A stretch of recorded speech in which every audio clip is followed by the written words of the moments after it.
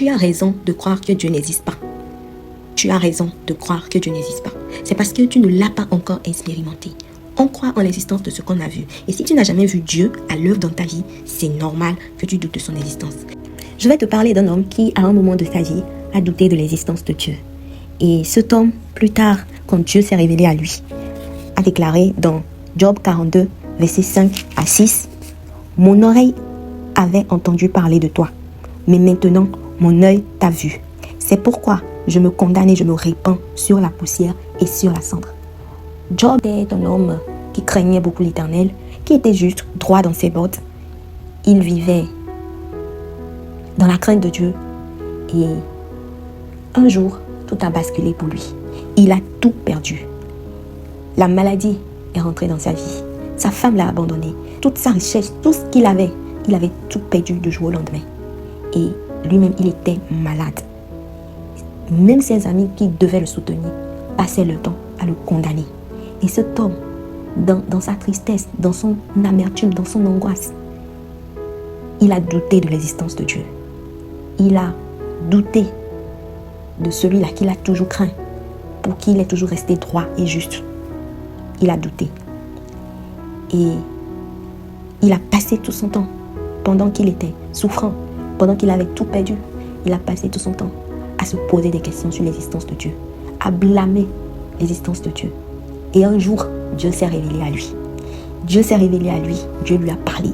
Et c'est après que Dieu lui ait parlé que cette phrase est sortie de sa bouche. « Mon oreille avait entendu parler de toi, mais maintenant, mon œil t'a vu. » Et pour continuer l'histoire de Job, à qui Dieu s'est révélé, dans Job 38, 1 à 6, l'Éternel répondit à Job du milieu de la tempête et dit, « Qui est celui qui obscurcit mes desseins, pas des discours sans intelligence?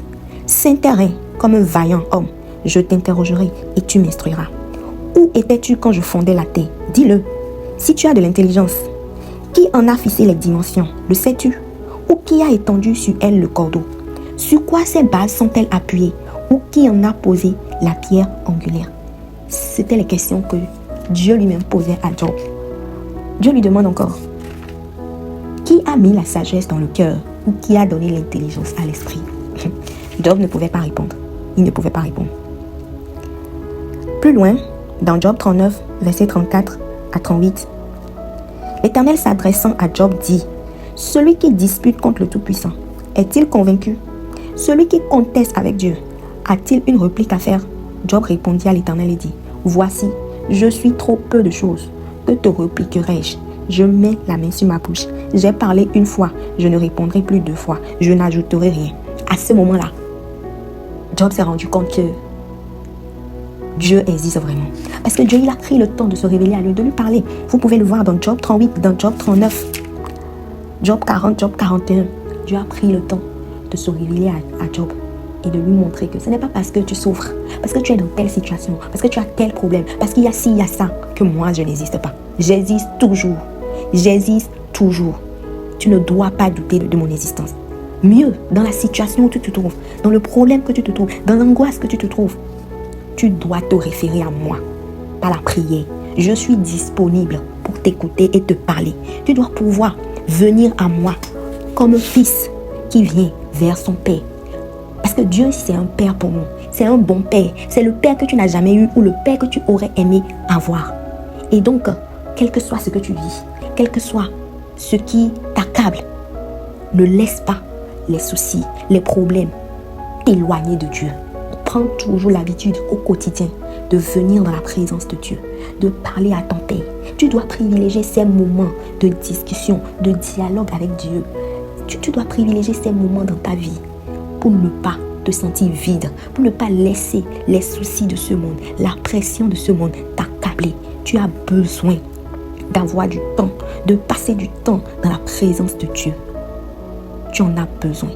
Même si tu as l'impression que tu parles dans le vide et que Dieu ne te répond pas après que tu lui aies adressé tes besoins, tes pensées, après que tu aies partagé avec lui tout ce que tu ressens, ta tristesse, ton amertume, ta joie, tes exploits, tout ce que tu peux partager à un bon père. Après avoir partagé tout cela avec Dieu, prends le temps et dis, Seigneur, j'ai fini de te parler. Voilà ci, voilà ça, voilà ci, voilà ça. Il y a tel, il y a ça. Je veux connaître ta volonté. Je ne sais pas quoi choisir. Pour toi, c'est ce que tu veux, pour moi que je veux. Après avoir dit tout cela, il faut laisser le temps à Dieu de te parler. Prends un temps de silence et dis, papa, parle-moi. S'il arrive que tu ne reçois rien, s'il ne te parle pas, ne te décourage pas. Mais après avoir vidé ton cœur, tu sentiras une paix, une joie qui envahira ton âme. Sache que il a préféré agir que de te parler. Parfois, il va te parler, parfois, il va agir et te communiquer une paix, te communiquer une joie, te communiquer une idée, te communiquer une stratégie, te guider dans ton quotidien. Ne doute plus de l'existence de Dieu. Dieu existe. C'est toi qui t'éloignes de lui. Prends la décision d'être plus près de lui en prenant du temps au quotidien en sa présence. Tu peux commencer avec 5 à 10 minutes, évoluer 10 à 30 minutes, 30 minutes à 1 heure et pourquoi pas 1 heure à 2 heures. Ça dépend de comment tu t'organises et comment tu le sens.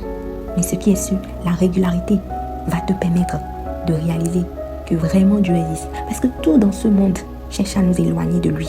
Tout dans ce monde cherche à nous faire croire qu'il n'existe pas. Mais il existe et il n'attend qu'une seule chose, que tu viennes en sa présence, que tu viennes à lui et il te comblera de tout. Une paix que le monde n'a jamais connue, une joie que le monde n'a jamais connue. Il est capable de te l'accorder. Il est capable de te l'accorder. Tout ce dont tu as besoin, il est capable de te les donner. Il peut ne pas tout te donner, mais il te donnera ce qu'il faut et selon les circonstances. Parce que lui, au-delà de tout, il connaît ton cœur. Il connaît le présent, il connaît le futur. Et ce n'est pas tout ce que nous demandons qui est forcément pour notre bien. Mais lui, mieux que quiconque, sait ce qu'il y a de mieux pour nous. Et c'est pour ça qu'en priant, il faut toujours demander sa volonté. Je finirai en te rappelant que Jésus, quand il était sur la terre, il se levait tôt pour passer du temps dans la présence de Dieu, loin de tout. Parce que c'était un moment qui lui permettait de recharger ses batteries pour la journée. C'était un moment qui lui permettait d'avoir plus de force pour affronter le monde extérieur, pour affronter l'adversité, pour affronter les combats, pour affronter les difficultés. Jésus privilégiait toujours ce moment. Et je voudrais t'exhorter, à toi qui doutes de l'existence de Dieu, commence à passer du temps avec Dieu en tant que ton créateur ou ton père. Et tu reviendras me dire si Dieu existe.